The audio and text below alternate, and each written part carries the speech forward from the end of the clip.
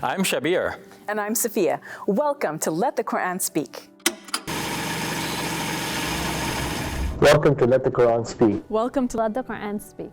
Welcome to Let the Quran Speak. I'm Aisha, your host. Welcome to Let the Quran Speak, and welcome to the year 2020. Can you believe we've been around for nearly 20 years? So much has changed over the years. When this show first began in 2001, it was just me by myself in a rented studio space speaking with other imams about misconceptions of Islam in Canadian society. By the time I joined the show in 2005, we were working out of a small room in the basement of this building, the Islamic Information Center. We were operating with rudimentary equipment, and everyone was volunteering their time. It wasn't until 2010 that we moved to the space you're seeing right now, but it looked a little different back then. In 2013, Let the Quran Speak had a bit of a makeover. We got a logo, a new branding material. We produced our first ever show intro. And we decided to shift focus from responding to misconceptions about Islam to taking a more proactive approach and showcasing the diversity of Muslims' lived experiences in Canada.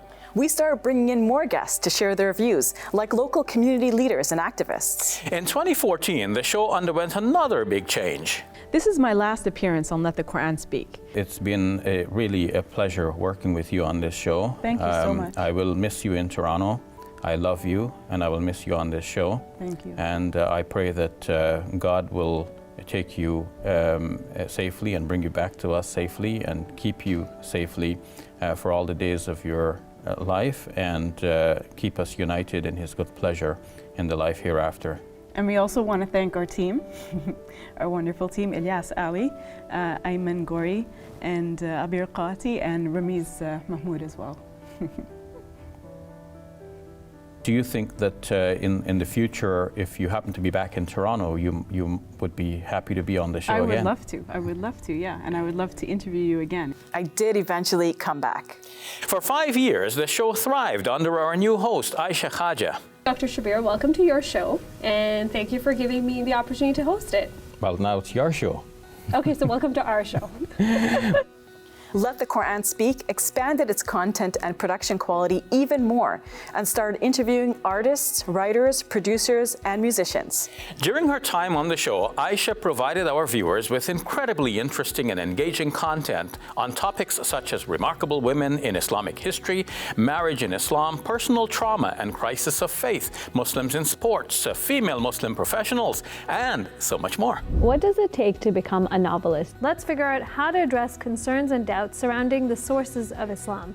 Are there prominent Black figures in Islamic history? Is punishing children part of parenting?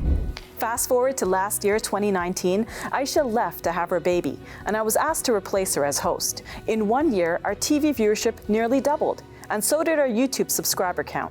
We hit 100,000 subscribers. And here we are several months later at 150,000 subscribers and counting. It's amazing to look back and see how far we've come with so little funding and just a small group of volunteers. Over the years, we have answered your questions about Islam and explained Quranic beliefs and practices. One question that we get is, you can't eat or drink for 30 days? How would you respond to that? Do Muslims believe in reincarnation?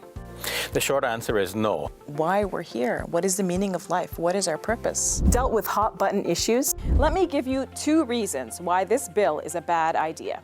We all watched with anguish and horror as George Floyd died. And we need to look at what Islam in particular has to contribute in the way of helping people to overcome racism. So we're talking about cannabis today, and I'll ask you a very blunt question. Is cannabis allowed in Islam? No.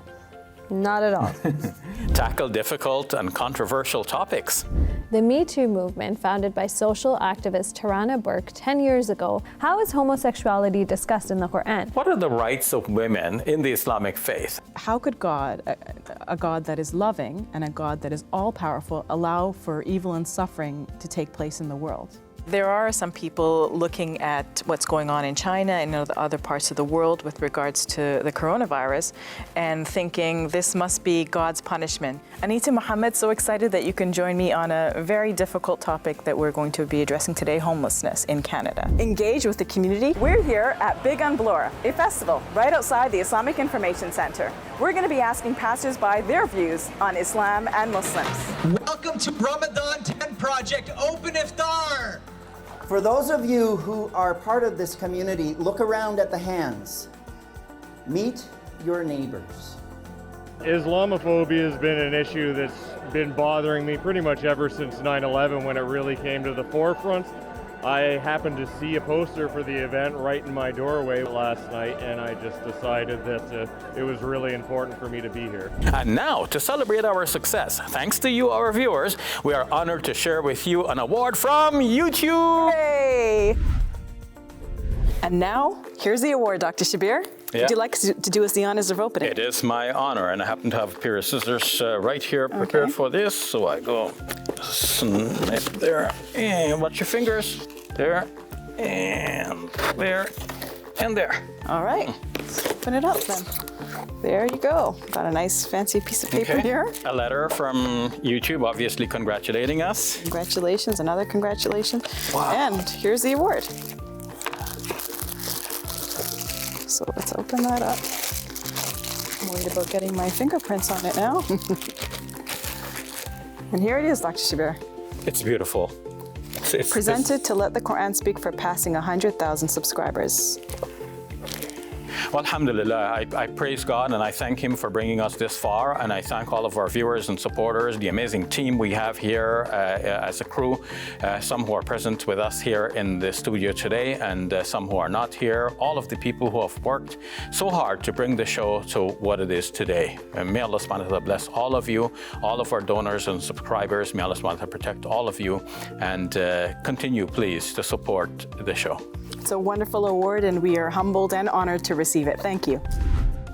So, what's next for Let the Quran Speak? Over the next few years, we want to continue improving the quality of the show. This means moving to a permanent studio space with a custom designed set, purchasing additional production gear, and hiring a full-time production team. We also intend to continue to engage members of the public, both within our own community and at large. We want to diversify our content by speaking with young Muslims. We hope to make greater use of online platforms to engage with Muslims who are doing great things all over the world. We also want to get out of the studio and create special content to showcase the accomplishments of Muslims in their communities and their contributions to the wider society. But we can't do any of this without your continued support. Let the Quran Speak is funded entirely by your donations and sponsorships. On this special occasion, I ask you to visit our website and donate to show your support for the show. It costs a lot of money to run a show like this successfully. We're counting on your help. You can check out the list of items we need to purchase immediately, or you can support our ongoing operations more generally. And please subscribe to our YouTube channel and follow us on Instagram to help us continue to make the kind of content you'd like to see. Let the Quran Speak has undergone a lot of changes in our 20-year history. I hope you'll stick around with us as we reshape the public conversation about Islam and showcase the rich diversity of Muslims' lives in Canada. Thank you, and may God bless you and your loved ones always.